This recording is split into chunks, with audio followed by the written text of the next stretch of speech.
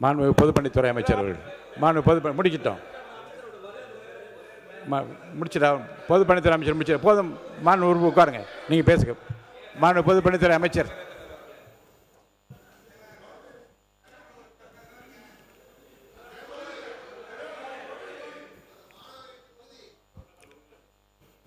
மாண்புமிகு பேரவைத் தலைவர் அவர்களே, இந்த 100 நாள் ஆட்சி அடுத்த 25 வருடங்களுக்கான ஒரு அடித்தளத்திற்கான மக்கள் ஆட்சி. இந்த ஆட்சியை உருவாக்கியது இளைஞர்களும் பெண்களும். அதற்கு நாங்கள் எப்பொழுதும் உண்மையாக இருப்போம். எங்களுடைய முதலமைச்சர் இறந்த எங்களுடைய சகோதரர்கள் அமுதனும் தனுஷாவட்டும் எங்களுடைய குடும்பமாகவும் சகோதரனாகவும் நாங்கள் நினைக்கிறோம்.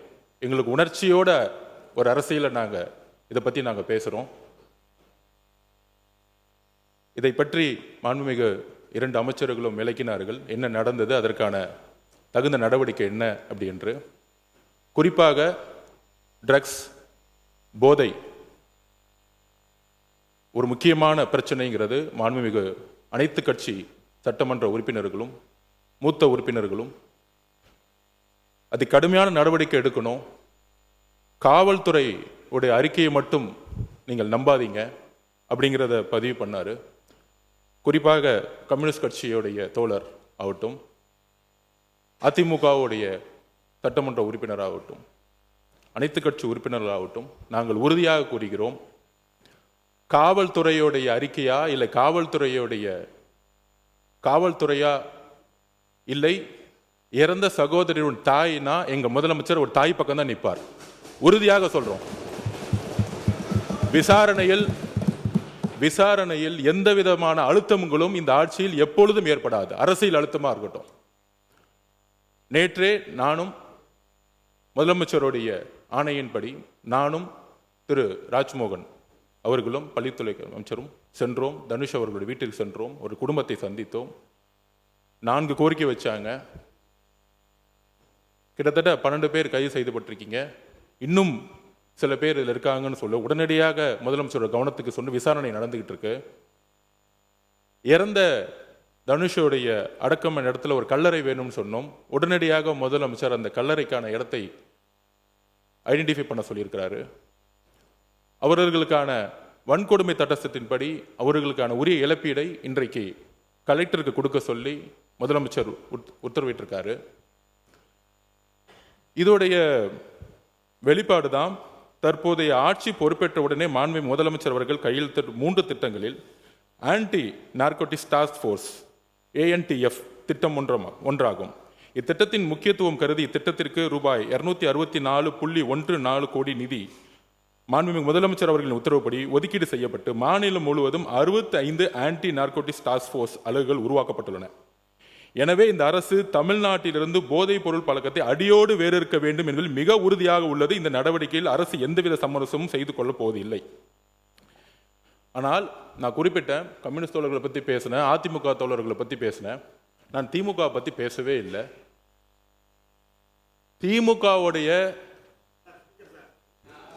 எதிர்கட்சி என்ன சொல்ல வர்றான்னு தெரியாம நிறுத்துக்கணும். என்ன திமுகவுடைய எதிர்கட்சி அங்க 57 பேர் இருக்காங்க.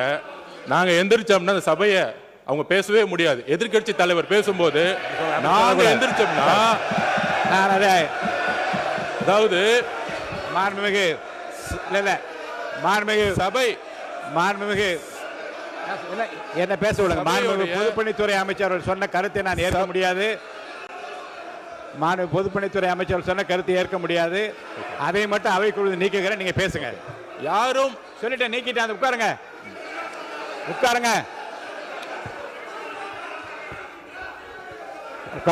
உட்காருங்க. மாண்புமிகு பொதுப்பணி இல்லைங்க.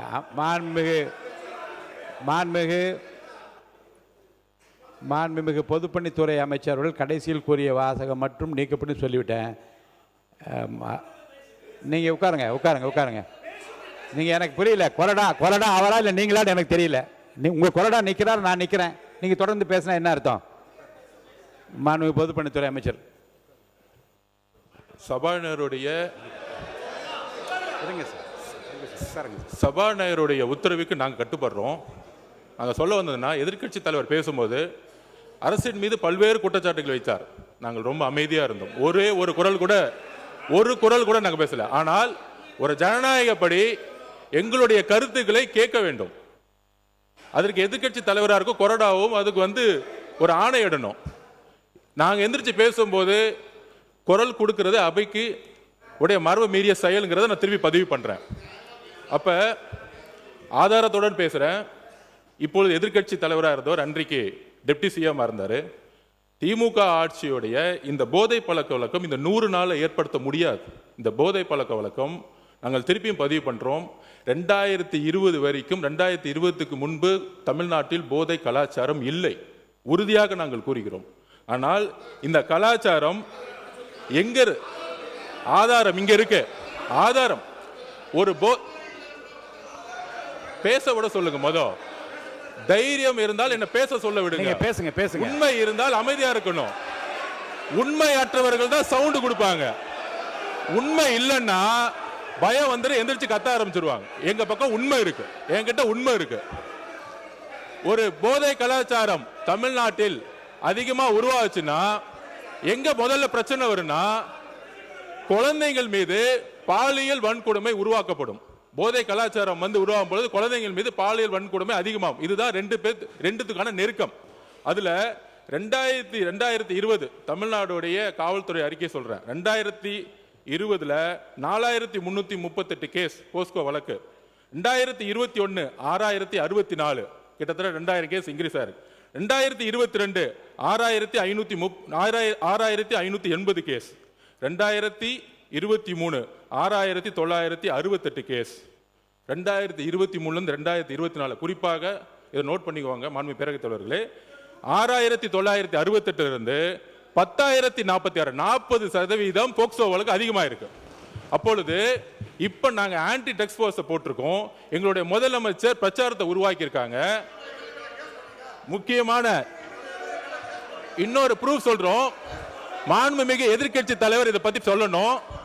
முக்கியமான ஒரு ப்ரூஃப், பாலியல் தொந்தரவில் 2.5 வயது பெண் குழந்தை பலி. கற்பழிச்சது திமுகவுடைய உறுப்பினர். 2.5 வயது குழந்தையை கற்பழிச்சது 2.5 வயது குழந்தையை கற்பழி திமுகவுடைய உறுப்பினர். இதை பத்தி இதற்கு முன்பு டெப்டி சிஎம் இருந்த இன்றைக்கு எதிர்க்கட்சி தலைவர் 2.5 வயது குழந்தையை திமுக உறுப்பினர் கற்பழிக்க பொழுது என்ன பேசினார், என்ன நடவடிக்கை எடுத்தாங்க? போதை ஆன்டி ட்ரக்ஸுக்கு எதிராக எத்தனை மீட்டிங் இந்த 5 வருஷமா பதிவு பண்ணாங்க. அயலகத்துறை